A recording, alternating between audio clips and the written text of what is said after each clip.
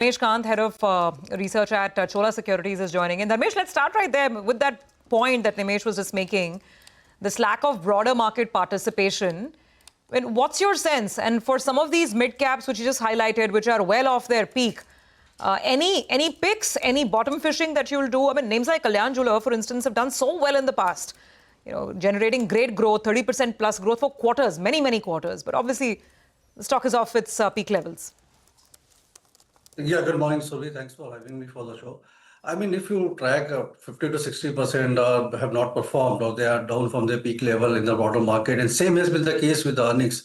It's reflective of what the earnings has been. So we did an aggregate of top 500 market cap earnings analysis, and there 33% was a negative growth for Q2, and almost 50% was underperformance from the broader market, which performed well, around 20-21% kind of a growth rate was there. So, I mean, as far as the picks are concerned, I think chemicals is shaping up very well in the broader market space, specifically the specialty chemical space. There, I mean, fluorine or SRF, the specialty chemical division has done very well. Ether industries is another case in point, PV industry. So this space is looking attractive, followed by pharmaceutical space, where again there were a couple of good earnings reported by. I mean, Lupin is a case in point, followed by Jadis Life or. There were a couple of others as well. So, I mean, one has to be very, selective for the broader market space. Where the performance is there, they can continue to do so. But sectoral wise, I think auto ancillaries, followed by, chemicals and pharmaceutical are looking pretty good at this point of time. A couple of names which I just mentioned. Okay. All right. Hi, Dharmesh. Good morning. Good to see you in. What else are you all tracking? There are plenty of stocks that are looking up, actually. What about the metals pack? You have the dollar index that's softened. We just highlighted that, silver has moved to a fresh all-time high. It's a tricky one because you can only play it via Hindustan Zinc. And, and you have that impending demerger for Vedanta. So how are you all playing the metals pack? Because when base metal prices move up on the back of a weaker dollar, then it provides an opportunity, at least in the near term. Anything you like from metals? Yeah, good morning, Nigel. I mean, metals are for brave-hearts. It has its own share of volatility playing out, and much has to do with international prices moving in tandem with the dollar index parity play.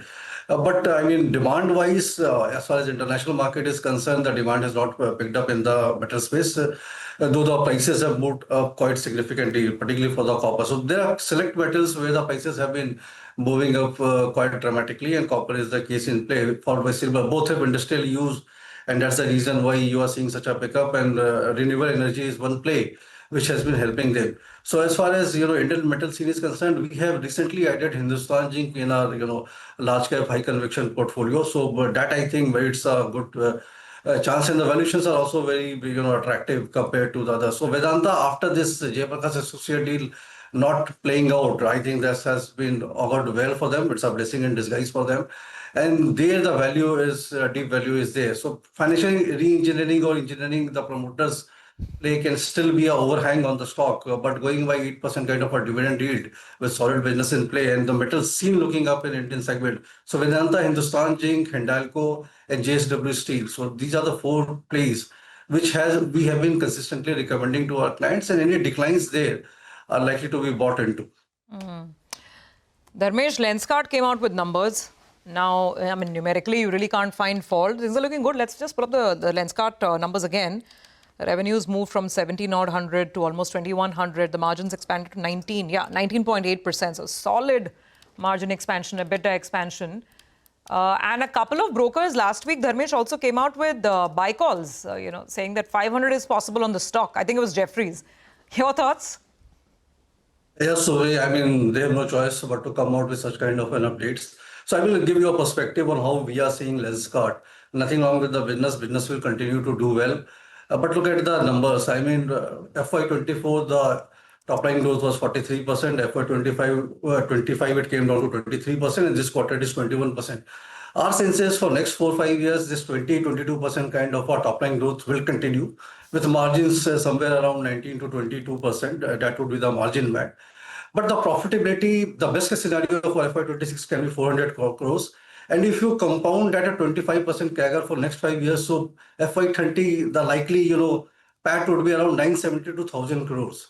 And at 71,000 crore of market cap, it's still available at 70 P multiple with a CAGR of PAT CAGR of 25%. So I mean that doesn't gel well. The question to be answered here is: will the stock price also compound at 25% CAGR for the next 5 years? To which I don't think so. It will be a case. It can go to 500 or 550, couple of more quarters of good earnings, but then I think it will cool down. So if you are looking at 3, 4, or 5 years kind of a perspective, wealth creation from current investment in Lenskart, we have our own doubts. So we have been, neutral to negative on this counter. Okay, got that. Dharmesh, today we'll get the auto sales numbers that will start trickling in. What's the call out there? If I remember correctly, you were fairly bullish on Mahindra & Mahindra. I think that call has worked out quite well.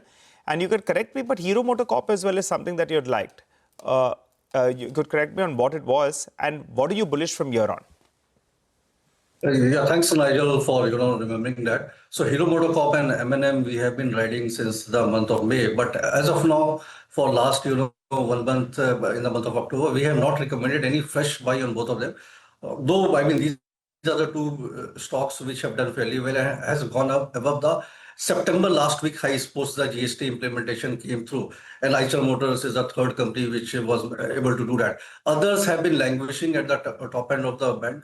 Our sense is, see, the numbers we have to see today how it pans out, but anything above 15% kind of auto sales number growth for the month of November would be pretty fine with all of these companies, be it two-wheelers or four-wheelers.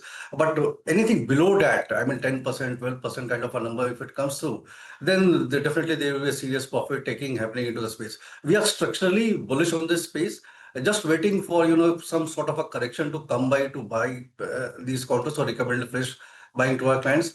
But it has to be seen. If you are holding it, continue holding it. And if you are looking for, say, a year or so kind of a perspective, then M&M and Hero MotoCorp continues to be the top bet in the sector space out there. Okay, all right. Thanks a lot, Dharmesh, for joining in and filling us in with your calls on a whole host of stocks. Have a good day ahead, and we catch up in the coming days.